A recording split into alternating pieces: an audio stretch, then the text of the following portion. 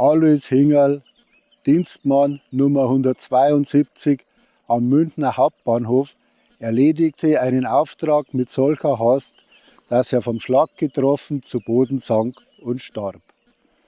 2 Engel schleppten ihn mit vieler Mühe in den Himmel, wo er vom heiligen Petrus empfangen wurde. Petrus eröffnete ihm zunächst, dass er von nun ab auf den Namen Engel Aloysius zu hören habe, überreichte ihm eine Harfe und machte ihn mit der himmlischen Hausordnung bekannt. Von morgens 8 Uhr bis mittags 12 Uhr frohlocken. Von mittags 12 Uhr bis abends 8 Uhr Hosianna singen. Was ist? Von morgens 8 Uhr bis mittags 12 Uhr frohlocken. Von mittags 12 Uhr bis abends 8 Uhr Hosianna singen. Tja, wann kriegt man da was zu trinken?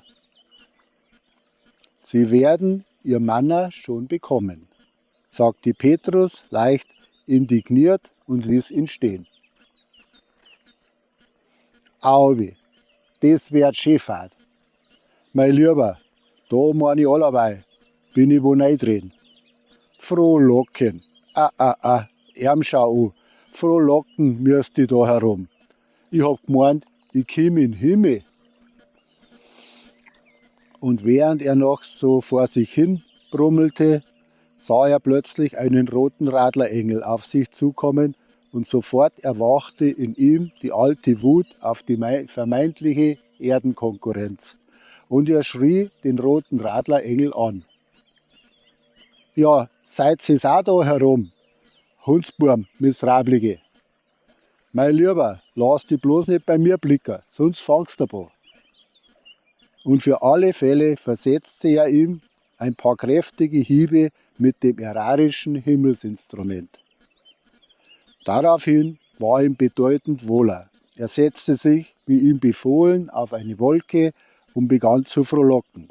Halleluja, Halleluja, Halleluja. Ein völlig vergeistigter Engel schwebte an ihm vorüber. Hallo Sie, hallo, pst. Hallo, haben's keinen Schmeizler, ein Schnupftabak, haben's nix, ein Bries? Geh weiter, fahr eine her. Der Durchgeistigte sah ihn nur völlig entgeistert an und lispelte Hosianna und flog von hinnen.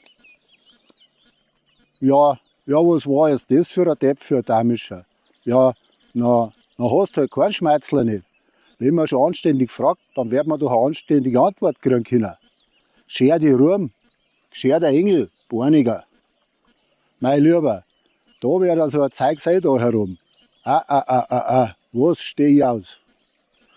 Und er setzte sich wieder auf seine Wolke und begann erneut zu frohlocken, allerdings bedeutend zorniger. Halleluja, Luja, sag ich. Luja, fix Halleluja. Halleluja! Und er schrie so, dass der liebe Gott nebenan von seinem Mittagsschlaf erwachte und ganz erstaunt fragte, ja, was ist denn da für ein Lümmel heroben?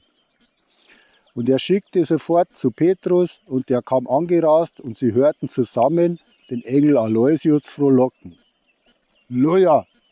Sackel Zement, Halleluja! Halleluja, sag ich, mein Lieber, Halleluja! Petrus raste los, schleppte den Aloysius vor den lieben Gott. Der sah ihn sich lange an, darauf sprach er, aha, ein Münchner. Ja, sagen Sie mal, warum plären Sie denn da heroben so unanständig? Da kam er beim Aloysius aber gerade an den Richtigen. Der war mittendrin in der Wut und legte nun los.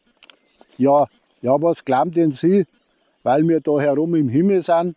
Drum müssen ich singen wie ein Zeisal. Was? Zu trinken kriege ich überhaupt nichts. Mein Lieber, er hat gesagt, ein Manna kriege ich. Mein Lieber, da wenn du mir nicht gehst mit deinem Manna, gell, den kannst du selber saufen, das sage ich euch. Aber ich trinke kein Manna. dass du dich auskennst. Und singen du überhaupt nicht. Ich habe noch nie gesungen und jetzt singe ich erst recht nicht. Petrus, sagte der liebe Gott, mit dem können wir hier nichts anfangen. Nun, für den habe ich eine andere Aufgabe, der soll meine göttlichen Ratschläge der bayerischen Regierung überbringen. Auf diese Weise kommt er jede Woche ein- oder zweimal nach München und dann hat die liebe Seele ihre Ruhe. Als Aloysius das hörte, war er sichtlich froh. Er bekam auch gleich seinen ersten Auftrag, einen Brief, und er flog damit los. Und als er plötzlich Münchner Boden unter den Füßen fühlte, da war es ihm, als sei er im Himmel. Und einer alten Gewohnheit gemäß führte ihn der Weg hin zum Hofbräuhaus. Und er fand seinen Stammplatz wieder, fand den Stammplatz leer, und die Kellnerin, die Kathi, kam auf ihn zu, und er bestellte sich eine Maß und bestellte sich noch eine Maß, und er vergaß den Brief und seinen Auftrag und bestellt sich noch ein Maß und noch ein Maß und noch eine, und da sitzt er heute noch. Und so wartet die bayerische Regierung bis heute vergeblich auf die göttlichen Eingebungen. Ja, servus, das war heute Ludwig Thoma, ein Münchner im Himmel. Ich hoffe, euch hat es gefallen. Macht's es gut. Pfiat euch.